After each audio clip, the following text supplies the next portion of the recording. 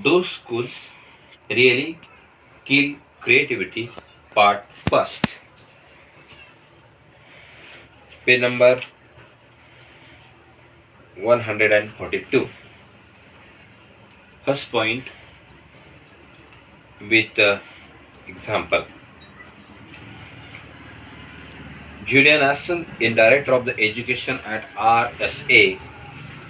Previously, he worked in 10 Downing Street as a deputy director of the British Prime Minister's policy until senior policy advisor to Deputy Prime Minister.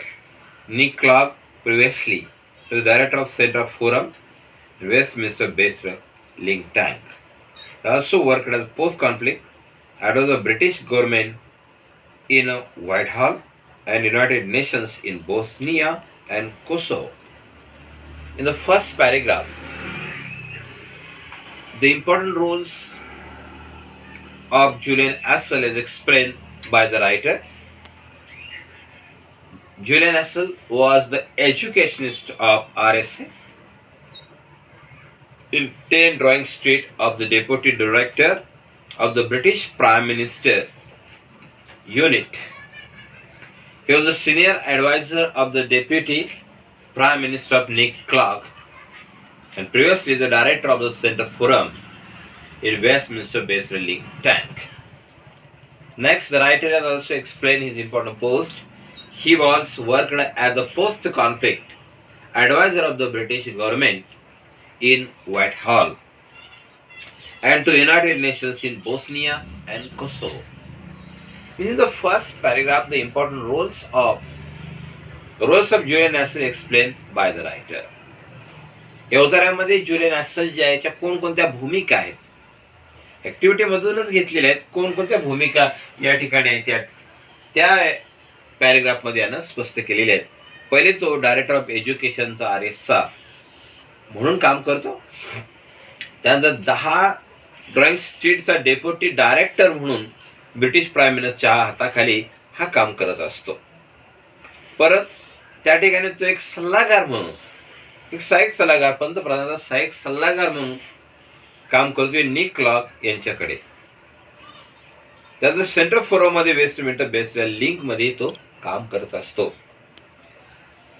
त्याच्या पुढे त्यानं जे केलेलं काम आहे तो म्हणजे post adviser of the British government जो व्हाईटहॉलचा आहे. इथेही त्यानं महत्वाची भूमिका बजावलेली आहे की ज्या त्यामध्ये बोस्निया आणि कोसोवा या ठिकाणी त्यानं ही भूमिका बजावलेली आहे. Next paragraph.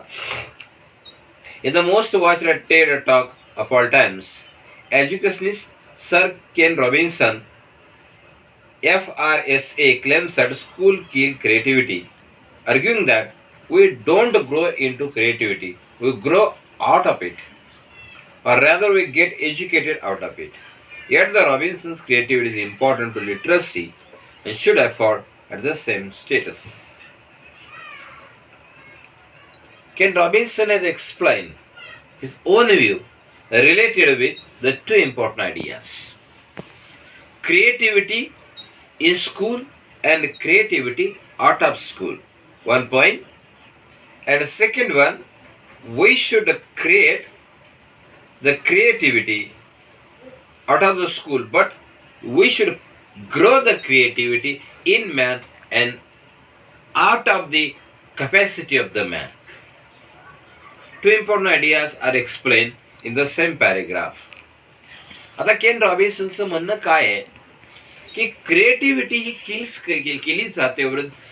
क्रिएटिव्हिटी जी आहे ती नवोपक्रमशीलता जी आहे हा नवोपक्रम जे आहे हा विद्यार्थ्यांच्या क्षमतेमध्ये आणि क्षमतेच्या पलीकडे जाऊन शिकला पाहिजे असं लेखकाचं मत आहे.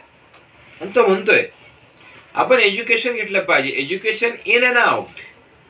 एज्युकेशन म्हणजे शिक्षण आणि शिक्षणा पलीकडचं शिक्षण असे दोन प्रकारच्या महत्त्वपूर्ण भूमिका लेखकानं या ठिकाणी मांडलेल्या आहेत. पण यातून लेखाला सांगायचं आहे की माणसानं नवोपक्रमशील बनवत असताना नवोपक्रम आत्मसात केले पाहिजेत आणि नवोपक्रम आत्मसात केल्यानंतर त्या नवोपक्रमातून स्वतःच्या क्षमतेतून नवीन एखादा उपक्रम शोधला पाहिजे, त्याला म्हटलं जातं आउट ऑफ एज्युकेशन. म्हणजेच हे केवळ आपण ज्ञान ग्रहण करत असतो.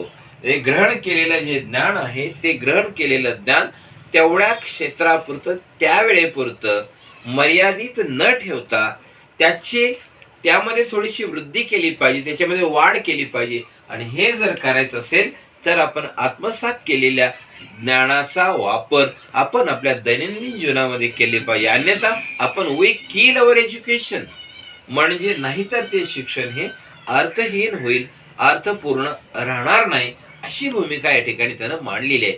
भाषांतरामध्ये अनेक भाग वेगवेगळे राहतात, त्याच्या माध्यमातून किल म्हणजे ठार मान्य नाही तर आपण त्याचा उपयोग करू शकत नाही, त्याला आपण कोजवतोय असं होतं. म्हणून या ठिकाणी किल क्रिएटिव्हिटी नवोपक्रम, नवनवीन साधनं, नवीन शोधण्याच्या बाबी त्या वृद्धिंगत केल्या पाहिजे. त्यांना एका ठिकाणी कुजत पाडलं नसलं पाहिजे, धूळ खात ठेवलं नसलं पाहिजे, असं त्याचं म्हणणं आहे. आणि म्हणून सर केन रॉबिन्सन यांना 3 क्रिएटिव्हिटीचे पॉईंट दिले. पहिला पॉईंट आहे school kill creativity, schools kill creativity. Second, education out of creativity. आणि थर्ड आहे creativity to be acquired in education itself. आता पहिला पॉईंट काय सांगतो की स्कूल किल क्रिएटिव्हिटी केवळ शाळेमध्येच, नवोपक्रमशील शाळेमध्ये शाळेपुरतं मर्यादित राहू नये, त्याला इतर वेगळं रूप यावं. म्हणजे जो क्रिएटिव्हिटी तयार करणारा जो नवोपक्रम व्यक्ती आहे त्यानं त्या शाळेपुरतं त्याचं क्रिएटिव्हिटी न ठेवता आउट ऑफ स्कूलमध्ये गेलं पाहिजे. म्हणजे विद्यार्थ्यामध्ये जी नवोपक्रमशीलता आहे ती नवोपक्रमशीलता अधिक वाढीस लावली पाहिजे, ती शालेय माध्यमातून. आणि शिक्षण जे आहे, शिक्षण सुद्धा आउट ऑफ स्कूल असलं पाहिजे. म्हणजे आपण केवळ शाळेमध्ये शिक्षण घेतो याचा अर्थ शालेय शिक्षण हे केवळ शालेय शिक्षण आहे असं नाही, तर शाळा बाह्यचं शिक्षण आहे. की शाळा आउट ऑफ स्कूल म्हणजे शाळाबाह्य शिक्षण घेतलं पाहिजे. म्हणजे आपणाला उदाहरणार्थ काही विद्यार्थी आता 12वीच्या परीक्षेला 17 नंबर फॉर्म भरून बसतात. आणि 17 नंबर फॉर्म भरून बसल्यानंतर त्यांचं जे शिक्षण आहे ते आउट ऑफ स्कूल आहे, कारण ते शाळेमध्ये उपलब्ध नसतात, पण घरी मात्र अभ्यास करत असतात. मग त्यांच्यामध्ये जी क्रिएटिव्हिटी स्थापन झालेली आहे त्याला आउट ऑफ स्कूल क्रिएटिव्हिटी म्हणायची. कारण ते त्या बाहेरच्या परीक्षेला बसून 17 नंबरचा बोर्ड फॉर्म भरून 10वी असेल अथवा 12वी असेल, तो फॉर्म भरून स्वतःचं जे काही क्षमता आहे, जी कॅपॅसिटी आहे ते सिद्ध करतात. या शिक्षणाला आपण आउट ऑफ स्कूल क्रिएटिव्हिटी म्हणावी लागेल. आणि जो रेग्युलर विद्यार्थी आहे, जो वर्गामध्ये रेग्युलर विद्यार्थी आहे, जो अभ्यासक्रम करतो आणि पास होतो, त्याला क्रिएटिव्हिटी स्कूल या अर्थाने संबोधावं लागेल. उदाहरणं देण्यात येत आहेत. शेवट पॉईंट त्यांनी सांगितलं creativity to be acquired in education itself, शिक्षणातूनच शिक्षण निर्माण झालं पाहिजे असा मुद्दा या ठिकाणी मांडला आहे. शिक्षणातून शिक्षण निर्माण झालं पाहिजे अर्थ आपण जे शिकतोय ते शिक्षणातून शिक्षण निर्माण झालं पाहिजे. म्हणजेच शिक्षक हे विद्यार्थ्यांना शिकवतात, तर त्यांनी स्वतः शिक्षण आत्मसात केले आणि त्या शिक्षणाचा वापर त्यांनी इतरांच्यासाठी केलेला आहे. म्हणजे शिक्षणातून शिक्षण किंवा शिक्षणातूनच विद्यार्थी निर्माण केले, हा मुख्य भावार्थ किंवा अभिप्रेत असणारा अर्थ schools creativity sir Ken Robinson आपल्या मुद्द्यामध्ये सांगितलेला आहे. Next paragraph. To create is based on a knowledge which is turning based on literacy. Our school where children develop the literacy skill on which all further learning depend on are therefore not killing creativity but cultivating. It is providing by the foundation young people need to properly creative. To creativity is based on knowledge and literacy. Two important points: knowledge and literacy.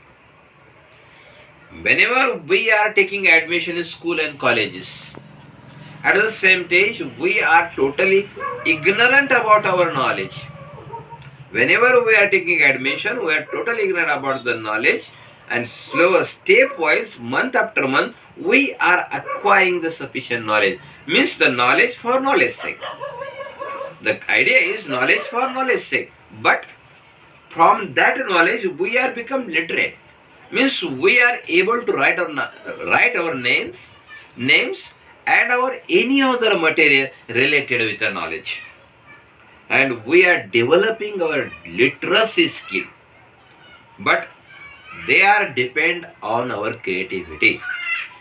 But whenever we are not going to apply those things in our daily life, we are killing our creativity for the enrichment of our creativity. We must provide the foundation. The foundation is very important. Without foundation, in none of the things in the world can stand or erect. So the foundation is very important. For example, foundation of our life, foundation of our building. Foundation of our life means whenever we are taking admission in KG or nursery, that is the foundation. Whenever we are taking admission in first standard in Marathi medium, that is the foundation. Whenever we are building the tall building or erecting the building, we are making the basement at the bottom of the building, and that bottom is called foundation. Means the beginning or the initial stage of each and everything, or the knowledge or the factors of life. So the young people need to use properly the creativity. लेखकाला सांगायचं आहे to creativity कशावर आधारित आहे, तर to creativity he knowledge आणि लिटरसीवरती अवलंबून आहे. तर नॉलेज याच्यावरती कसे काय अवलंबून आहे, तर नॉलेज फॉर नॉलेज शेक असं मी म्हणालो. असं ज्ञानासाठी ज्ञानार्जन करायचं आहे. ज्ञान जे आपल्याला मिळत ज्ञानासाठी ज्ञान ग्रहण करायचं आहे हे या ठिकाणी सांगितलेलं आहे. यातून त्याला सांगायचं आहे की प्रत्येक व्यक्तीचा पाया हा ज्ञानावर आधारलेला आहे आणि ज्ञान घेत असताना त्याचे स्टेजेस ठरलेले आहेत की ज्या स्टेजेस मधून आपल्याला आपल्यामध्ये साक्षरता निर्माण करायची. प्रत्येक गोष्टीला एक पाया किंवा फाउंडेशन असतं. उदाहरणार्थ इंग्रजी माध्यमाच्या शाळेमध्ये शिकणारी जी मुलं आहेत त्यांना जी प्राथमिक स्टेज चालू होते, त्यांचा पाया चालू होतो, ती नर्सरी मधून जातात. मराठी माध्यमाच्या विद्यार्थ्यांचा ज्यावेळेला आपण विचार करतो त्यावेळी ते पहिलीतून जातात, तेव्हा पहिली हा त्यांचा पाया असतो. म्हणजे प्रत्येक शिक्षकांचा पाया किंवा फाउंडेशन महत्वाचं आहे आणि त्या फाउंडेशनवरतीच इमारत उभी असते.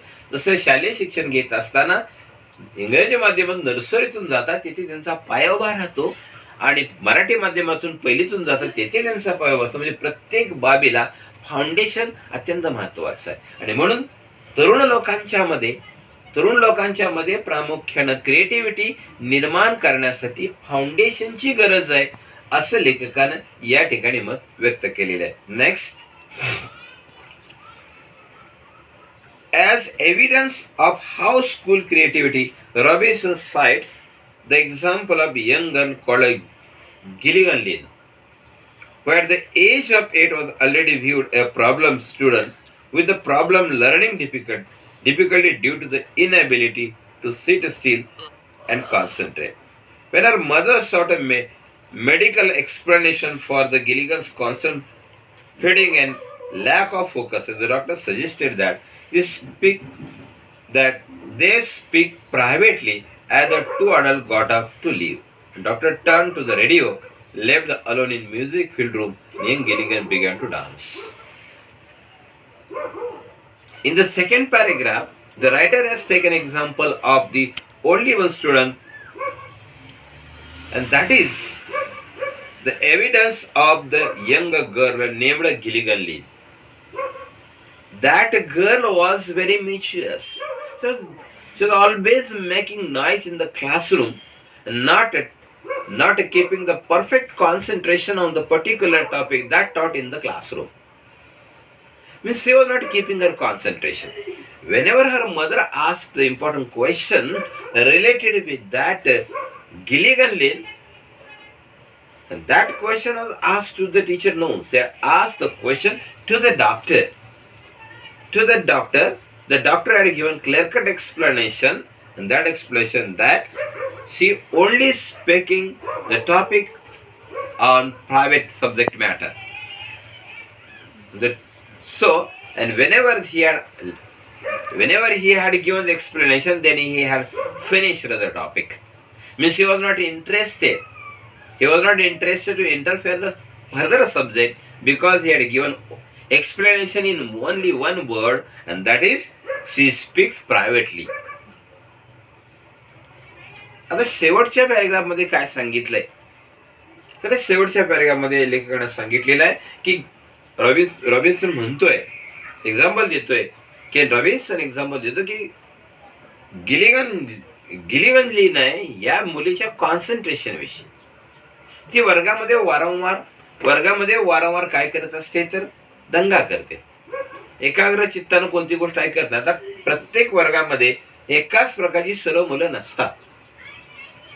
काही मुलं मध्यम असतात, काही मुलं त्याच्यापेक्षा कमी बुद्धिमत्ती असतात, काही उच्चभ्रू बुद्धिमत्तेची असतात. म्हणजे एकूण 3 गट मुलांचे पाडले जातात. त्यापैकी तिसऱ्या गटामध्ये गिलिगन लिन मोडते. वर्गामध्ये गोंधळ निर्माण करणं, त्यानंतर अध्यापनामध्ये व्यत्यय निर्माण करणं, या सगळ्या बाबी चित्रण केन रॉबिन्सन यांनी या ठिकाणी केलेलं आहे. आणि मग त्यामध्ये ते सांगतात नेमकं इथं काय कारण आहे, लक्षण काय. आणि म्हणून तिची आई स्वतः याच्याविषयी स्पष्टीकरण डॉक्टरांच्याकडे मागवते. मग त्यावेळेला डॉक्टर स्पष्टीकरण देतात की या मुलीचं शिकण्यामध्ये इंटरेस्ट नाही. प्रायव्हेट सब्जेक्टमध्ये तिला खूप इंटरेस्ट आहे. म्हणजे मला म्हणायचं आहे की शालेय जीवनामध्ये जे वेगवेगळे स्तर आहेत, यामध्ये हुशार विद्यार्थी आणि खेळाडू या दोन्हीची उदाहरण आपण घेतोय. हुशार विद्यार्थ्याची जी मेरिट आहे 95-98% जी मेरिट आहे, त्या मेरिटची तुलना, त्या मेरिटची बरोबरी शालेय खेळाडू करू शकत नाही. कारण त्यांच्या खेळामध्ये त्यांना खूप रस असतो. म्हणजे या ठिकाणी त्यांची क्षमता त्यांच्या क्षेत्रापुरती मर्यादित आहे, या ठिकाणी हे सांगितलेलं आहे. मग या ठिकाणी त्यांची क्रिएटिव्हिटी किस झाली का? क्रिएटिव्हिटी त्यांची किस झालेली नाही, तर त्यांची क्रिएटिव्हिटी त्यांच्या स्पोर्टमध्ये. मग त्यावेळेला ते विद्यार्थी वर्गामध्ये लक्ष न देता मैदानावरती किंवा स्पोर्टच्या ग्राउंडवरती लक्ष देण्याचा प्रयत्न करतात. तसं लेखकानं सांगितलंय की गिलिगन लिन जे आहे तिला वर्गामध्ये इंटरेस्ट नाही, म्हणजे प्रायव्हेट सब्जेक्टवरती आहे. मग त्याचं आधी स्पष्टीकरण ज्यावेळेला समजून घेण्याचा आईनं प्रयत्न केला, त्यावेळेला डॉक्टरांनी त्या ठिकाणी तो सब्जेक्ट थांबवलेला आहे आणि ते नंतर डायरेक्ट रेडिओकडे वळतात. अशा प्रकारे do schools really creativity part 1 येथे संपतो. थँक्यू.